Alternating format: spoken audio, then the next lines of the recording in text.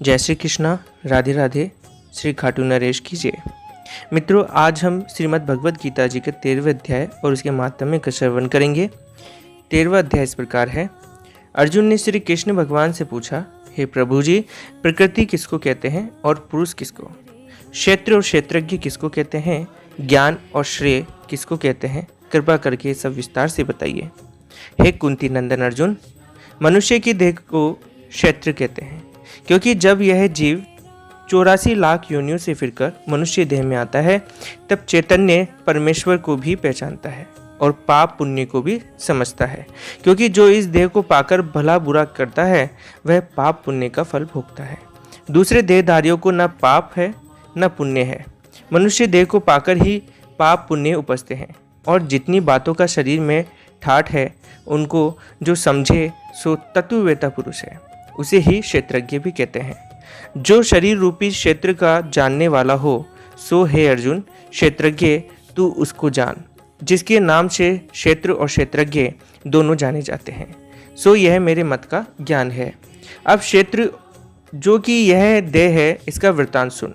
ऋषियों ने अनेक प्रकार के छंदों में इसको बताया है, वेदों ने भी इसका पृथक पृथक वर्णन किया है और ब्रह्मसूत्र के पदों में भी यह ज्ञान निश्चित किया गया है।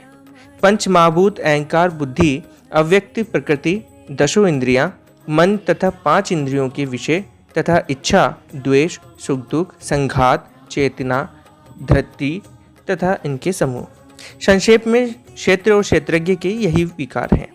मान और पाखंड से रहित अहिंसा, सहनशीलता, सरलता, गुरु की सेवा, पवित्रता, अपने मन का संयम, इंद्रियों के विषय में विरक्त, अहंकार रहित और जन्म, मृत्यु, बुढ़ापा, दुखादि दोषों को देखना, पुत्र, स्त्री, गुरु, गृह इत्यादि में आसक्ति न करना और इनमें अपने को सुखी दुखी न मानना और इष्ट अनिष्ट की प्राप्ति में हर्ष विषाद रहित रहना, अनन्य भाव से मेरी भक्ति करना, एकांत में रहना, जन समूह में रहने से विराग तथा स्मरण, सदा स्मरण रहना कि मैं परम परमात्मा का ही अंश हूँ।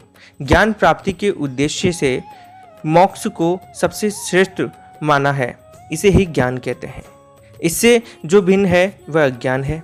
जब ज्ञ का स्वरूप वर्णन करते हैं, जिनको जानकर मनुष्य को मोक्ष प्राप्त होता है, वह आदि रहित, बड़ों से बड़ा, अकथनीय होने से सत्य ही कहा जाता है और न ही असत्य ही कहा जाता है।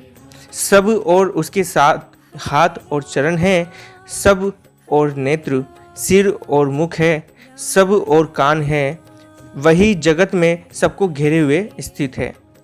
वह सब इंद्रियों का या के गुणों का प्रकाश है, पर उनकी कोई इंद्रिय नहीं है, जिसको किसी से आसक्ति नहीं है, पर जो सबका आधार है, सब करने वाला है, जो स्वयं निर्गुण होने पर भी गुणों को भोगता है। स्थावर जंगम जो भूत प्राणी, उनके बाहर और भीतर व्यापक है और सूक्ष्म है। सूक्ष्म होने के कारण जो जाना नहीं जाता, जो दूर भी है और निकट भी है, सबके या सब में व्यापक मौजूद भी है और सबसे न्यारा यानी कि अलग भी है। इसे हे अर्जुन तू ज्ञ जान। जब संसार को ग्रस लेता है, तब उसका नाम ग्रासन होता है। जब संसार को प्रकट करता है, तब उसका नाम उत्पत्ति करता है। जब संसार के अंदर बाहर व्यापकता है, तब उसे विष्णु कहते हैं। सूर्य से लेकर जितने भी ज्योति वाले हैं, उन सबकी ज्योति तू मुझको जान। तम अर्थात जो अंधकार है, अज्ञान इससे दूर है। हे अर्जुन, यह ज्ञ के जानने का ज्ञान है। इस ज्ञान से ही मैं जाना जाता हूँ। मैं हाथ से नहीं पकड़ा जाता और न ही आँखों से दिखाई देता हूँ। मैं सबके हृदय में बसता हूँ। हे अर्जुन, यह मैंने क्षेत्र क्षेत्रज्ञ और ज्ञान ज्ञ का वृत्तांत अलग अलग कहा है। इसे जानकर मेरा भगत मेरे पद के योग्य होता है। प्रकृति और पुरुष दोनों ही अनादि है। विकारों और गुणों की उत्पत्ति प्रकृति से हुई है। कार्य और कारण को प्रकृति उत्पन्न करती है। पुरुष तो सुख और दुख का भोगता है। प्रकृति में पुरुष रहता है, प्रकृति के गुणों का उपभोग करता है, तदनुसार उत्तम तथा अधम योनि में जन्म लेता है। इस देह में उसे उपदृष्टा अनुमंता, भ्रता, भोक्ता, महेश्वर, परमात्मा और परम पुरुष कहते हैं।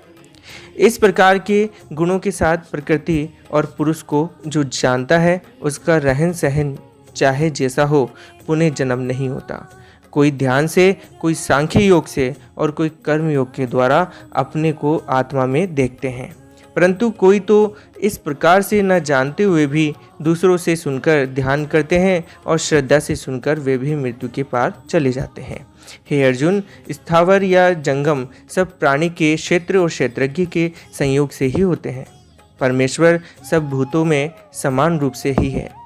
भूतों के नष्ट होने पर भी उनका नाश नहीं होता। इस भांति जो देखता है वही देखता है।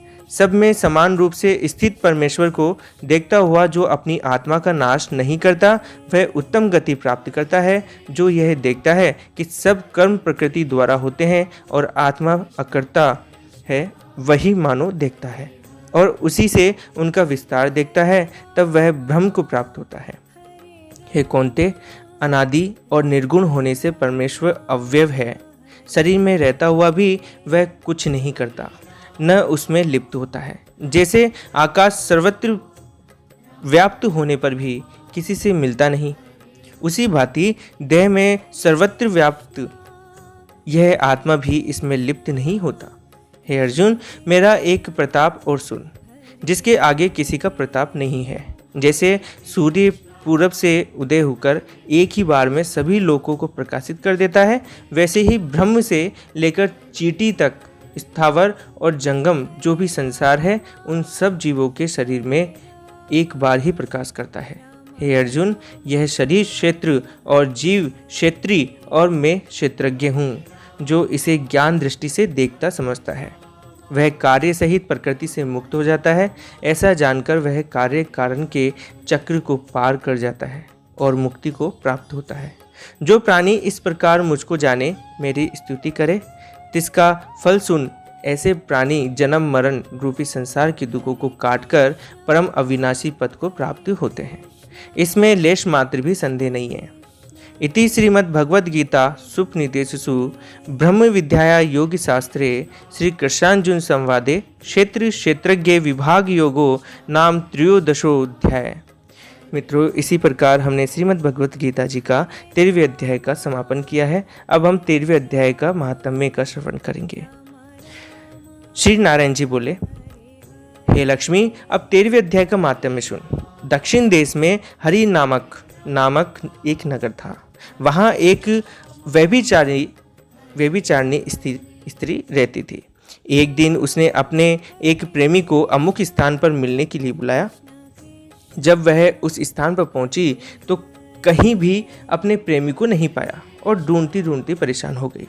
जब ढूंढती ढूंढती थक गई तो एक स्थान पर बैठकर उसकी प्रतीक्षा करने लगी कि शायद भटककर कहीं और चला गया है, आ जाएगा। प्रतीक्षा करते करते सारा दिन गुजर गया मगर उसका प्रियतम नहीं आया। शाम होने को आई तो वह उसका नाम ले लेकर पुकारने लगी। तभी भटकता भटकता उसका प्रेमी वहां आ पहुंचा और दोनों प्रेम लाप में लीन हो गए। तभी एक शेर वहां आ गया जिन्हें देखकर दोनों भयभीत हो उठे। शेर ने गणिका से कहा, अरे गणिका, मैं तुझे खाऊंगा। इस प्रकार कहकर उसने गणिका को खा लिया। तब देवदूत गणिका को धर्मराज के पास ले गए। धर्मराज ने हुक्म दिया कि इसे चांडलानी का जन्म दे दे। नारायण जी बोले, हे लक्ष्मी, इस प्रकार उसने गणिका की देह त्याग चांडलानी की देह पाई। कई दिन बीते। एक दिन वह नर्मदा नदी के तट पर घूम रही थी। वहाँ क्या देखा कि एक साधु गीता के 13वें अध्याय का पाठ कर रहा था। वह पाठ उस चांडलानी ने भी सुना। जब अध्याय सुन लिया तो उसके प्राण छूट गए और उसने देवदेही पाई। आकाश से विमान आया जिस पर बैठकर वह बैकुंठ को चली गई।